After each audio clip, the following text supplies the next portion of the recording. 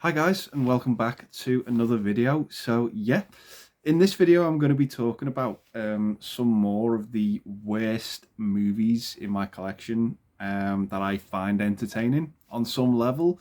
So I think when I show these movies, I think we can all agree that these movies are hot garbage, but I just find them so entertaining. I did a similar video about this last year, and I just thought I'd like to sort of retouch on that and go over some more movies because there are some absolutely atrocious pieces of film that I own, and I'm proud that I own them because they do give me some form of entertainment. I'm very aware that the quality of these movies are completely lacking, but yeah, like I said, they somehow and in some way have their reasons for putting a smile on my face. The first movie I've got is a very recent movie that I've picked up, and it's doing the rounds at the minute. It's absolutely notorious for being awful, for having an awful trailer, and it is of course Rob Zombie's The Monsters. It's awful, but it put a smile on my face, and I had fun with it for as awful as it was. I think it was doomed from the second trailer that came out. The first one actually looked pretty promising. It didn't give too much away, but the second trailer wasn't winning anyone over. And I've got to be honest, when I actually sat down and watched the film, I knew pretty much what I was getting into. It didn't exceed expectations or anything like that. But did I overall have fun with the movie? Yeah, I kind of did. It was. It just I don't know what it was. Maybe it was just the color palette of the movie, the vibrancy, the sheer overall car crash of a movie that it was. It just was entertaining. It was entertaining. It wasn't the worst thing I ever saw, and I know it's a bad movie. I'm very aware of that. But yeah, it was entertaining on the least. That's all I can really say about it. So yeah, that is Rob Zombie's The Monsters. Coming up next is an entry to a horror franchise, and I know this movie gets absolutely a ton of hate, and I can really understand that. And it is, of course, Jason Goes to Hell, The Final Friday. I hated this movie as a kid. It was the one I just didn't go back to. I absolutely couldn't stand it, and I think I share the same sentiment as a lot of people. That the fact that Jason gets the shaft in this movie, he's barely in it. It's just atrocious and insulting. But I rewatched this movie over the Halloween period a couple of months ago, and this movie put the biggest grin on my face, just for how awful it was. I couldn't remove that smile from my face. I had such a joy watching this film with how bad of what I was seeing on screen was. It was just absolutely awful, and yet I couldn't stop smiling throughout the movie. There were scenes in this movie that made me laugh out loud to the point where my belly was hurting. It was a joy, an absolute joy to witness this car crash of a horror film. I found a new lease of enjoyment for it.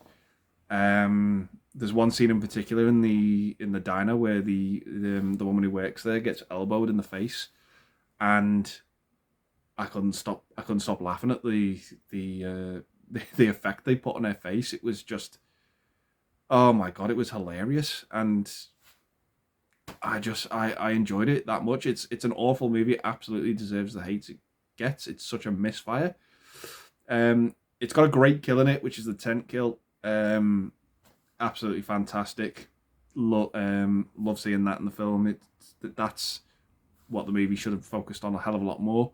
But yeah, it was a strange one because it just, for having, being a movie that I absolutely loathed for so long, I just found a new lease of entertainment for it when I put it on last October, and it was a joy. It was an absolute joy of awfulness, and like I said, I enjoyed it.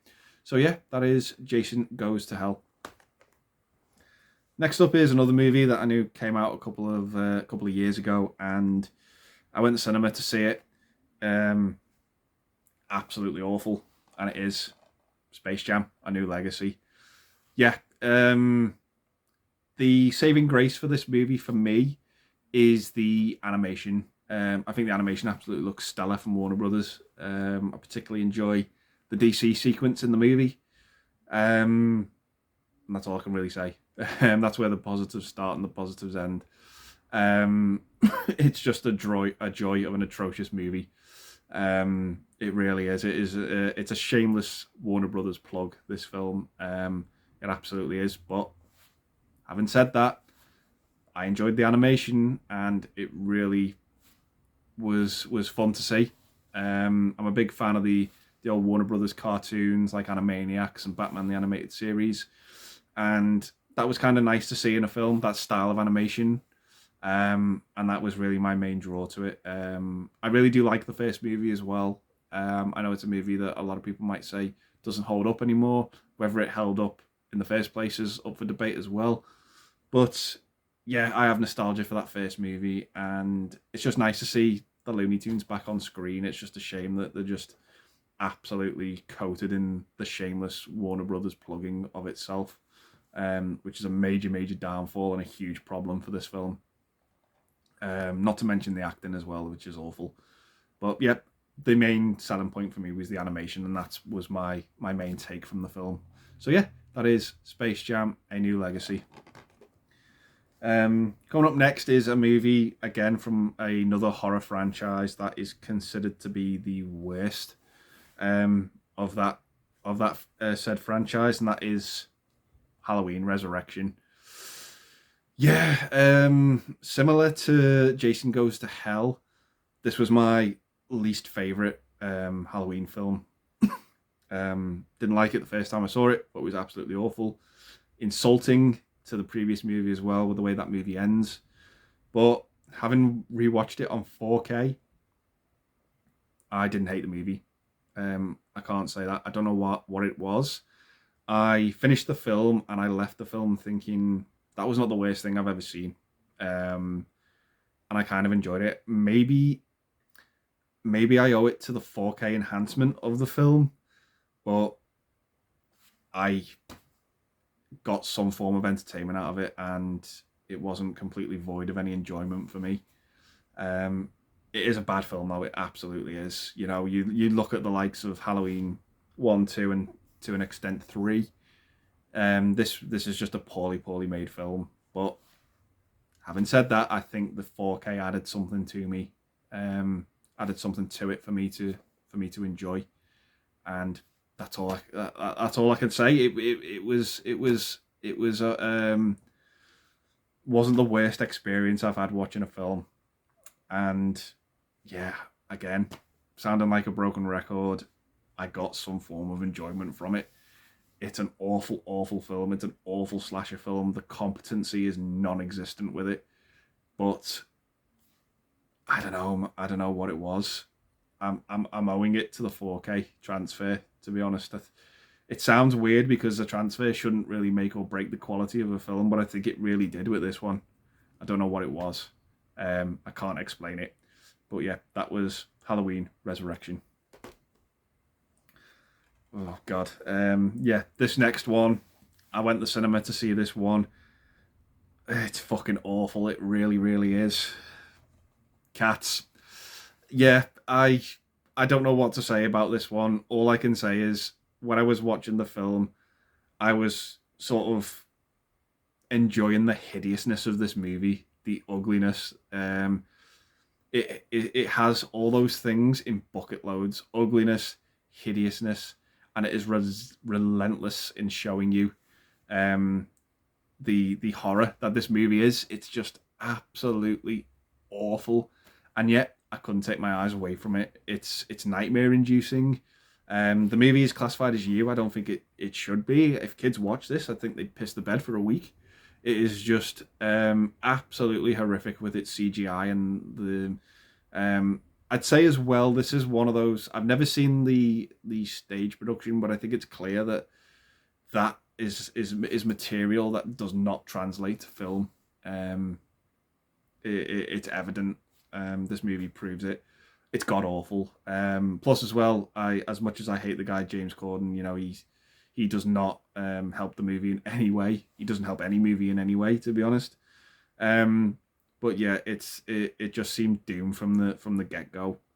From first reviews, to be honest. I mean, this movie has talent behind it. There are talented people attached to this film, talented actors, a talented director, and yet it fails in every aspect. And I loved it for being such a car crash. I couldn't take my eyes off it.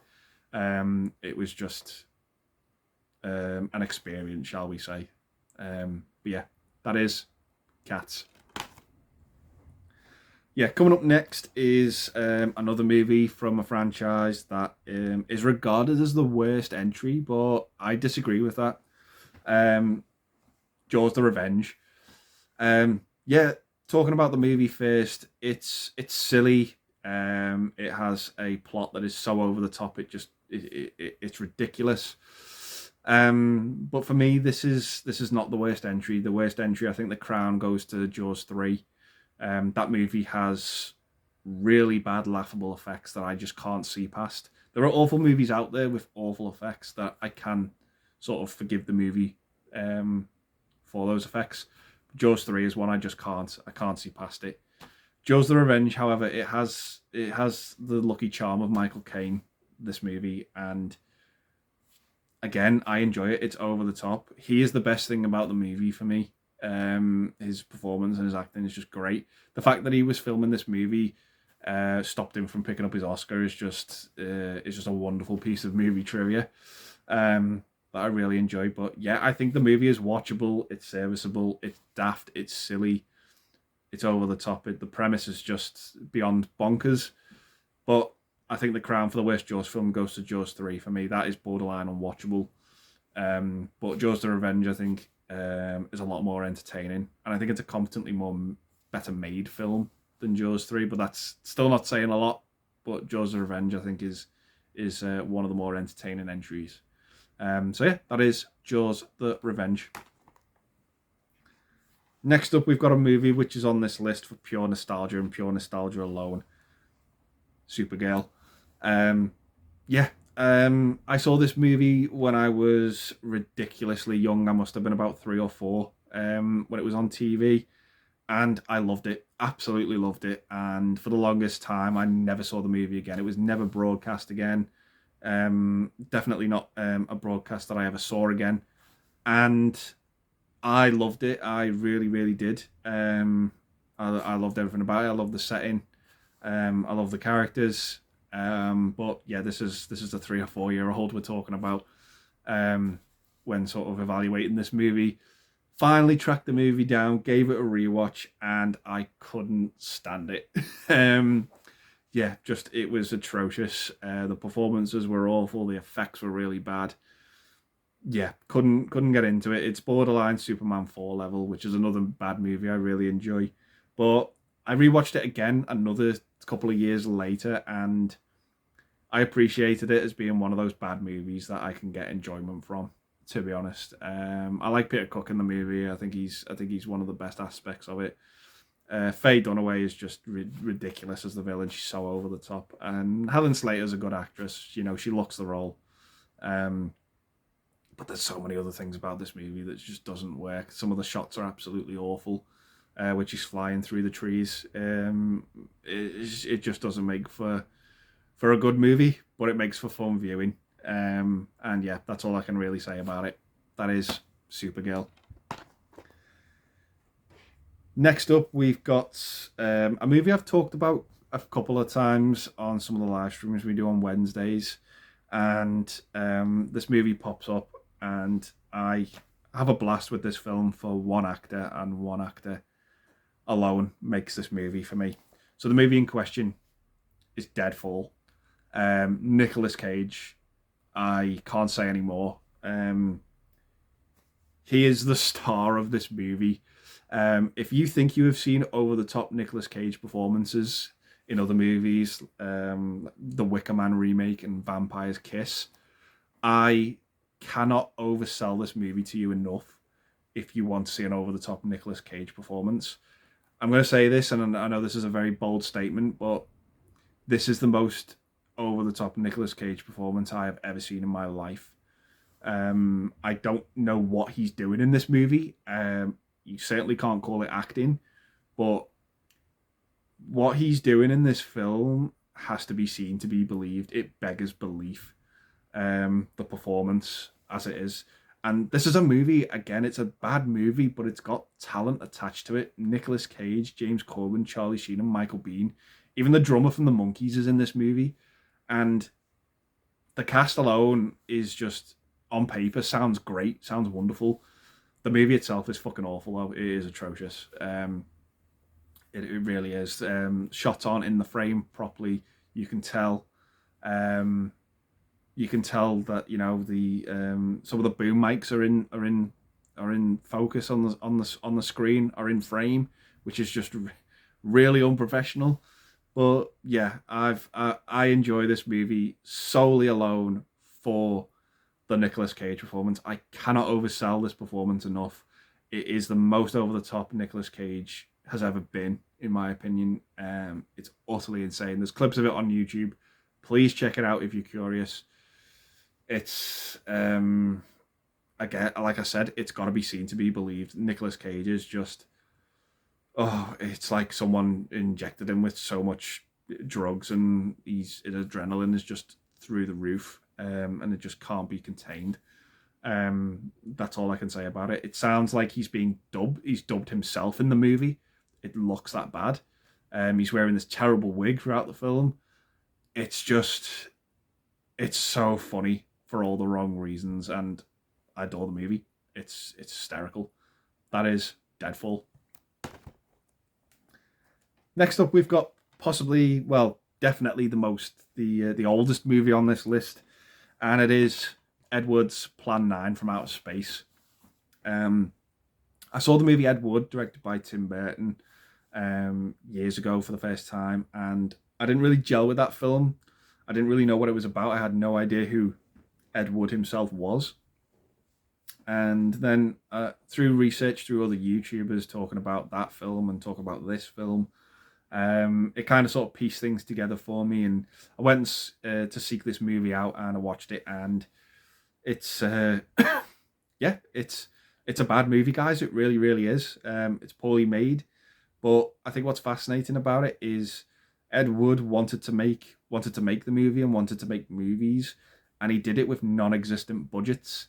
So he just made it happen regardless of the limitations that were set before him, and the movie shows that. But that adds to the movie. That's the charm of the movie. The fact that there's no budget, the fact that things were just created out of nothing, and that's what makes the movie so much fun. It's got Bela Lugosi in it as well. This is famously, I think this is his last film that he made, and I think he passed away while it was being produced. So they used a different actor covering up his face, and you can just tell it's not him. He's a different size to Lugosi as well. So yeah, it's all those little things, those little mismatches that make the movie worth watching. It's so much fun. It's an awful film in the grand scheme of things, but it's way too entertaining to be unwatchable, and I just really enjoy it. So yeah, that is Plan 9 from Outer Space.